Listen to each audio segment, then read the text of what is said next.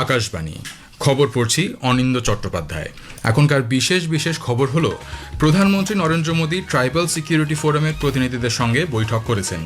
উপরাষ্ট্রপতি সিপি রাধাকৃষ্ণন আজ 3 দিনের সফরে কর্ণাটক, গোয়া এবং কেরালামে যাচ্ছেন। কেন্দ্রীয় স্বরাষ্ট্র সমবায় মন্ত্রী অমিত শাহ দেশে থাকা প্রত্যেক অনুপ্রবেশকারীকে শনাক্ত করে ফেরত পাঠানোর ব্যাপারে সরকারের দৃঢ় অঙ্গীকার পুনর্ব্যক্ত করেছেন। জাতীয় নিরাপত্তা উপদেষ্টা অজিত ডোভাল সন্ত্রাসবাদের বিরুদ্ধে কঠোর পদক্ষেপ নেওয়ার আহ্বান জানিয়েছেন।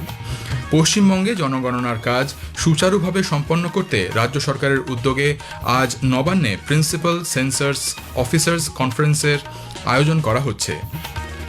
আইপিএল ক্রিকেটে আজ কোয়ালিফায়ার 2 এর ম্যাচে গুজরাট টাইটান্স রাজস্থান রয়্যালসের বিরুদ্ধে খেলবে। আসছি বিস্তারিত খবরে। প্রধানমন্ত্রী নরেন্দ্র মোদী গতকাল ট্রাইবাল সিকিউরিটি ফোরামের প্রতিনিধিদের সঙ্গে বৈঠক করেছেন। সমাজ মাধ্যমের এক বার্তায় প্রধানমন্ত্রী বলেন, আদিবাসী সম্প্রদায়ের প্রতি তাদের এই নিষ্ঠা প্রশংসনীয়। তিনি আরও বলেন, বৈঠক চলাকালীন উপজাতি সম্প্রদায়ের উন্নয়ন এবং তাদের ক্ষমতায়ন সংক্রান্ত বিভিন্ন বিষয়ে আলোচনা করা হয়েছে। উপরাষ্ট্রপতি সিপি রাধাকৃষ্ণন আজ 3 দিনের সফরে কর্ণাটক, গোয়া এবং কেরালামে যাচ্ছেন। সফরের প্রথমে আজ কর্ণাটকের বেঙ্গালুরুতে আর্ট অফ লিভিং ফাউন্ডেশনের 45 বছর পূর্তি উপলক্ষে আয়োজিত বিশ্বব্যাপী উদযাপন অনুষ্ঠানে উপস্থিত থাকবেন তিনি। এরপর কর্ণাটকের দাভানগেরেতে অবস্থিত ইউনিভার্সিটি বিডিটি কলেজ অফ ইঞ্জিনিয়ারিংয়ের প্ল্যাটিনাম জুবিলি উদযাপন অনুষ্ঠানে যোগ দেবেন তিনি। সফরের দ্বিতীয় দিনে উপরাষ্ট্রপতি পাণজিতে গোয়ার রাষ্ট্র প্রতিষ্ঠা দিবসের উদযাপন অনুষ্ঠানে অংশগ্রহণ করবেন এবং গোয়ায় অবস্থিত সিএসআইআর ন্যাশনাল ইনস্টিটিউট অফ ওশানোগ্রাফিও পরিদর্শন করবেন। তৃতীয় দিনে রবিবার বেলথাঙ্গাদিতে সিরি ইন্ডাস্ট্রিয়াল পার্কের উদ্বোধন এবং কর্ণাটকের শ্রীক্ষেত্র ধর্মস্থল মঞ্জুনাথ স্বামী মন্দির পরিদর্শনেরও কর্মসূচি রয়েছে উপরাষ্ট্রপতি সিপি রাধাকৃষ্ণনের। একই দিনে তিনি কেরালাম সফর করবেন এবং কোট্টায়ামে দীপিকা মালায়ালাম ডেইলির 140তম প্রতিষ্ঠাবার্ষিকী উদযাপনের উদ্বোধনও করবেন। কেন্দ্রীয় স্বরাষ্ট্র সমবায় মন্ত্রী অমিত শাহ দেশে থাকা প্রত্যেক অনুপ্রবেশকারীকে শনাক্ত করে ফেরত পাঠানোর ব্যাপারে সরকারের দৃঢ় অঙ্গীকার পুনর্ব্যক্ত করেছেন। গান্ধীনগর লোকসভা কেন্দ্রে 340 কোটি টাকার বিভিন্ন উন্নয়নমূলক প্রকল্পের উদ্বোধন ও ভিত্তিপ্রস্তর স্থাপনের পর একটি জনসভায় শ্রী শাহ জোর দিয়ে বলেন, সরকার দেশের সীমান্ত সুরক্ষিত করতে এবং অনুপ্রবেশ সম্পূর্ণরূপে বন্ধ করতে প্রতিশ্রুতিবদ্ধ। তার ভাষণে স্বরাষ্ট্রমন্ত্রী 1 সপ্তাহের মধ্যে সীমান্ত সুরক্ষা বাহিনী বিএসএফকে 600 হেক্টর জমি দেওয়ার জন্য পশ্চিমবঙ্গ সরকারকে অভিনন্দন জানান। বীর সাভারকরের জন্মবার্ষিকী উপলক্ষে শ্রী শাহ মাতৃভূমির প্রতি তাঁর আত্মত্যাগের প্রতি শ্রদ্ধা জানান। 3 দিনের গুজরাট সফরে শ্রী শাহ জেদভা গ্রামের একটি হ্রদ, নবনির্মিত গ্রন্থাগার এবং নতুন প্রাথমিক বিদ্যালয় ভবনের উদ্বোধন করেন। পরে স্বরাষ্ট্রমন্ত্রী আসন্ন অলিম্পিক, কমনওয়েলথ এবং বিশ্ব পুলিশ ও ফায়ার গেমসের জন্য পরিকাঠামোগত প্রস্তুতি পর্যালোচনার উদ্দেশ্যে শাহিবাগ সার্কিট হাউসে একটি উচ্চ পর্যায়ের সভায় পৌরোহিত্য করেন। কেন্দ্রীয় গ্রামোন্নয়ন মন্ত্রী শিবরাজ সিং চৌহান ভিডিও কনফারেন্সের মাধ্যমে প্রধানমন্ত্রী আবাস যোজনা গ্রামীণের অধীনে 12টি রাজ্যকে 10,000 কোটি টাকারও বেশি অর্থ প্রদান করেছেন। এই রাজ্যগুলির মধ্যে রয়েছে আসাম, ছত্তিশগড়, গুজরাট, হরিয়ানা, হিমাচল প্রদেশ, ঝাড়খণ্ড, কর্ণাটক, কেরলম, পাঞ্জাব, রাজস্থান, তামিলনাড়ু এবং উত্তরপ্রদেশ। অনুষ্ঠানে বক্তব্য রেখে শ্রী চৌহান বলেন, দেশের কোনো দরিদ্র মানুষ যাতে কাঁচা বাড়িতে বাস না করেন তা নিশ্চিত করতে প্রধানমন্ত্রী নরেন্দ্র মোদী প্রতিশ্রুতিবদ্ধ। তিনি জানান, 4,95,00,000 বাড়ির লক্ষ্যমাত্রা থাকা এই প্রকল্পে ইতিমধ্যেই 3,91,00,000 বাড়ি নির্মাণের অনুমোদন দেওয়া হয়েছে। মায়ানমারের রাষ্ট্রপতি ইউ মিন অং হ্লাইং আগামী শনিবার 5 দিনের সফরে ভারত আসছেন। প্রধানমন্ত্রী নরেন্দ্র মোদীর আমন্ত্রণেই তাঁর এই ভারত সফর। রাষ্ট্রপতির সফরসঙ্গী হিসেবে সে দেশের মন্ত্রিসভার কয়েকজন সদস্য, উচ্চ পর্যায়ের আধিকারিক এবং অন্যান্য বিশিষ্ট ব্যক্তিরা থাকবেন। সে দেশের রাষ্ট্রপতির পদে নির্বাচিত হওয়ার পর অং লাইংয়ের এটিই হবে প্রথম ভারত সফর। রাষ্ট্রপতি লাইং 1 জুন নতুন দিল্লিতে প্রধানমন্ত্রী নরেন্দ্র মোদীর সঙ্গে 2 দেশের ঐতিহাসিক সম্পর্ককে আরও সুদৃঢ় করার বিষয়ে আলোচনা করবেন। এই সফরের অংশ হিসেবে তিনি বোধগয়া ও মুম্বাই যাবেন।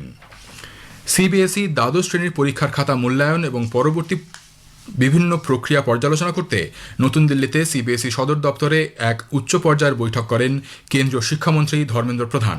শিক্ষার্থীরা যেসব সমস্যার মুখোমুখি হচ্ছে তা অত্যন্ত স্বচ্ছতার সঙ্গে সময় মতো এবং শিক্ষার্থী বান্ধব পদ্ধতিতে সমাধানের উপর জোর দিতে বলেছেন শিক্ষামন্ত্রী। ফলাফল ঘোষণার পর শিক্ষার্থীদের যেসব পরিষেবা দেওয়া হয় তার অগ্রগতিও খতিয়ে দেখেন তিনি। কাজে কোনো রকমের গাফিলতি বা ত্রুটি দেখা গেলে কঠোর ব্যবস্থা নেওয়া হবে বলেও সতর্ক করে দিয়েছেন শ্রী প্রধান। প্রধানমন্ত্রী নরেন্দ্র মোদী রবিবার 31 মে আকাশবাণীতে মন কি বাত অনুষ্ঠানে দেশ বিদেশের মানুষের সঙ্গে তাঁর চিন্তাভাবনা ভাগ করে নেবেন। এটি হবে মাসিক এই বেতার অনুষ্ঠানের 134তম পর্ব। আকাশবাণী ও দূরদর্শনের সবকটি চ্যানেলে সকাল 11টা থেকে এই অনুষ্ঠান শোনা যাবে। আকাশবাণী সংবাদ website, news on AIR mobile app, আকাশবাণী ও দূরদর্শনের সংবাদ বিভাগ, প্রধানমন্ত্রীর দপ্তর ও তথ্য সম্প্রচার মন্ত্রকের ইউটিউব চ্যানেলেও অনুষ্ঠানটি শোনা যাবে। খবর শুনছেন আকাশবাণী থেকে। জাতীয় নিরাপত্তা উপদেষ্টা অজিত ডোভাল সন্ত্রাসবাদের বিরুদ্ধে কঠোর পদক্ষেপ নেওয়ার আহ্বান জানিয়েছেন। রাশিয়ায় আয়োজিত আন্তর্জাতিক নিরাপত্তা ফোরামে তিনি বলেন, সন্ত্রাসবাদের বিরুদ্ধে লড়াইয়ে কোনো দ্বিমুখী নীতি থাকতে পারে না। তিনি বলেন, দায়িত্বশীল দেশগুলির সন্ত্রাসবাদের বিরুদ্ধে নিজেদের অবস্থান দ্রুত সিদ্ধান্ত আসতে হবে।